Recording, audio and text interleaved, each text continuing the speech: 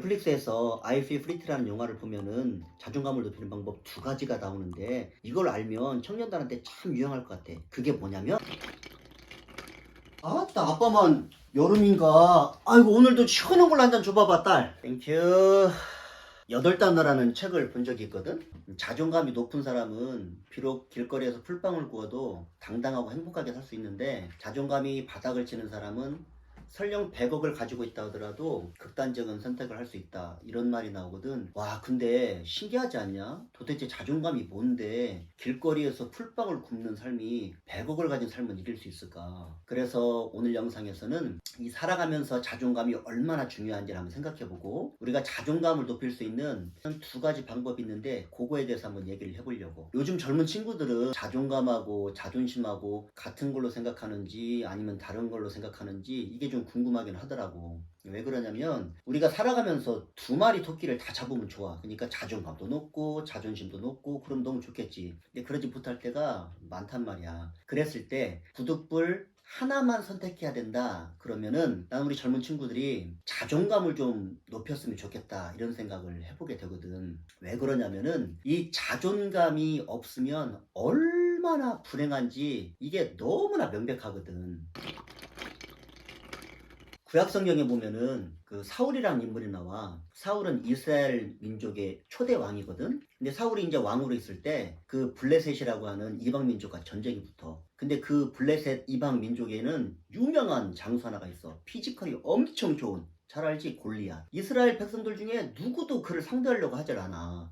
근데 그 당시 양치기 신분에 불과했던 그 다윗이 딱 올라와가지고 혜성처럼 나타나서 골리앗을 돌팔매질 한 방으로 무찔러. 그러니까 사울의 눈에 딱 드는 거지. 사울이 이 친구 물건이네 이렇게 이제 눈여겨봤다가 그 후에도 여러 가지 일을 시켜. 곧잘 잘하거든. 그러니까 사울이 이 다윗을 군대 장으로 삼고 모든 백성과 신하들도 사울 왕님 잘했습니다 찬성을 한단 말이야. 그렇게 시간이 지났는데 어느 날 사울의 심기를 엄청 건드리는 빈정상하는 일이 하나 발생을 해. 다윗이 블레셋하고 전쟁을 하고 승리를 하고 딱 돌아오니까 이 이스라엘 백성의 여인들이 그 돌아오는 다윗을 향해서 막 환호하면서 이렇게 외쳐. 사울이 죽은 자는 천천히고 다윗이 죽인 자는 만만이다 이렇게 외치면서 막 환호를 한단 말이야. 근데 그 말에 사울이 빈정이 확 상해버려. 그러면서 생각하는 것이 어떤 생각이냐면 나 사울한테는 천천만 돌리고 다윗한테는 만만을 돌려? 그러면 이제 나라 주면 되겠네. 이렇게 그 말을 그냥 오해를 해버리는 거야. 그리고 그날부터 내 가시처럼 보면서 틈만 있으면 죽이려고 하네. 아니 자신이 왕으로 있는 나라를 위해서 안정과 평화를 위해서 목숨을 걸고 싸움터에 나간 장수잖아. 그리고 승리를 하고 돌아왔잖아. 그러면 그 나라 백성들이 얼마나 기쁘고 감격스러웠겠어. 자기들의 목숨을 지켜준 장수인데 그러면 무슨 말을 못하겠어. 감격스럽고 기뻐가지고 그렇게 환호성 할 수 있잖아. 근데 그 말을 왕이면은 이 이스라엘 여인들이 어떤 심정에서 그런 말을 했겠구나. 저는 문맥을 봐야 할 거 아니야. 어떻게 그 말이 자신의 왕권을 가져가려고 하고 자신에게 나라를 뺏어가려고 하는 정말 말도 안 되는 소리로 들리는 거냐고. 그렇다면 사울은 왜 이스라엘 여인들의 그 외침을 그렇게밖에 받아들일 수가 없었을까? 물론 아빠가 사울 뱃속을 쏙 하고 들어갔다 나오지 않아서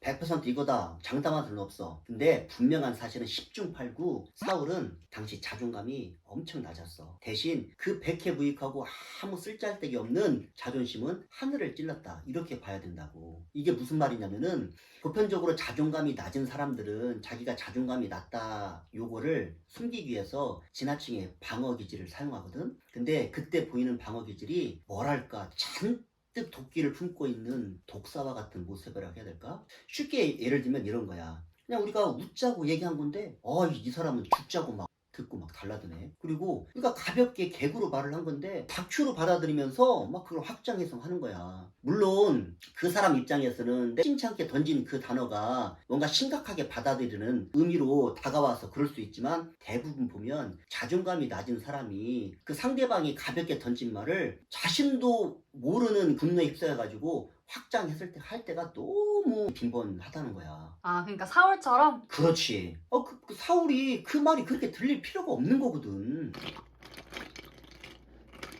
자존감을 높이는 방법에는 두 가지가 있는데 하나는 나를 있는 그대로 인정하는 것과 다른 하나는 타인을 향해서 진정한 박수를 보내줄 수 있는 것. 이렇게 두 가지야.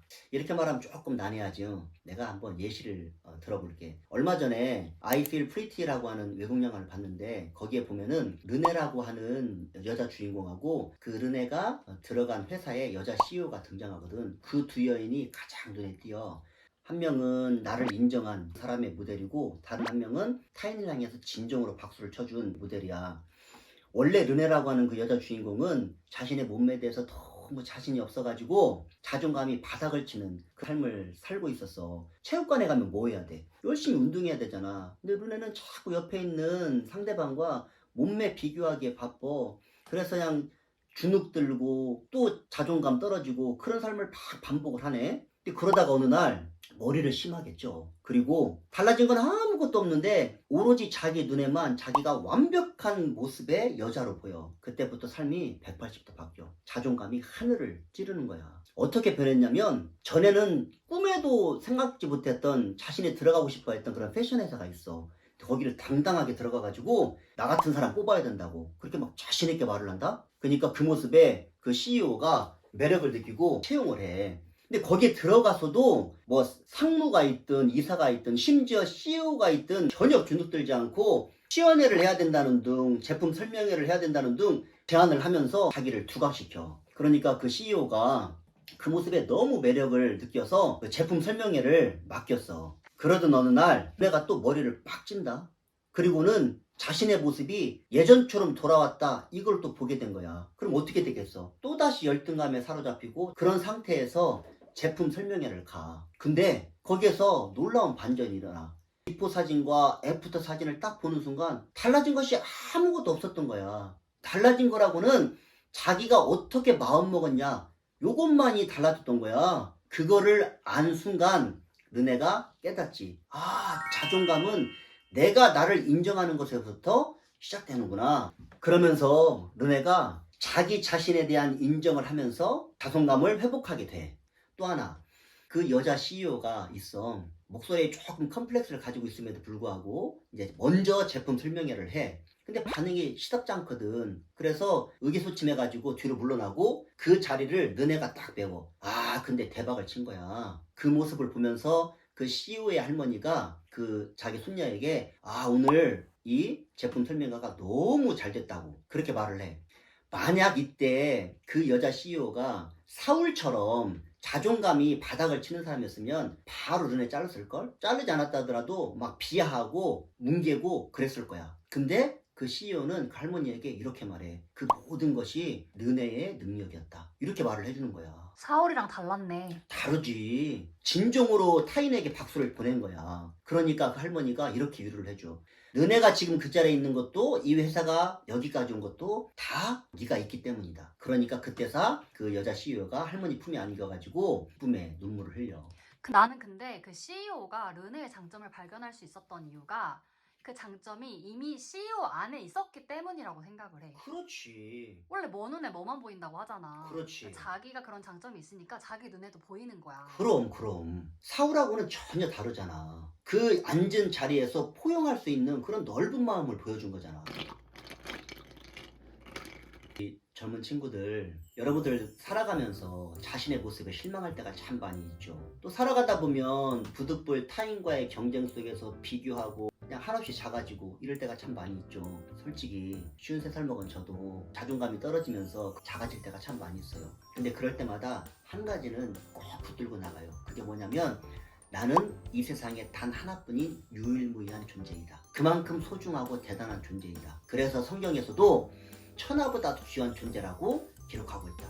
그런데 그런 소중하고 대단한 존재를 누가 가장 먼저 인정하고 사랑해줘야 그 진정한 가치가 발견되고 발휘할 수 있을까요? 내 자신이에요. 자기 자신을 인정한 르네처럼 그리고 타인에게 진정한 박수를 보낼 수 있었던 그 CEO처럼 당당한 자존감을 가지고 살아갔으면 좋겠어요. 도끼 품은 자존심이 아니라 포용할 수 있고 인정할 수 있는 그런 자존감을 가지고 사는 지혜로운 삶이 되었으면 좋겠어요. 영상 시청해주셔서 고맙고 우리 그렇게 당당한 자존감을 가지고 열심히 살아가다가 다음 영상 때 만났으면 좋겠어요. 우리 자존감 회복 화이팅!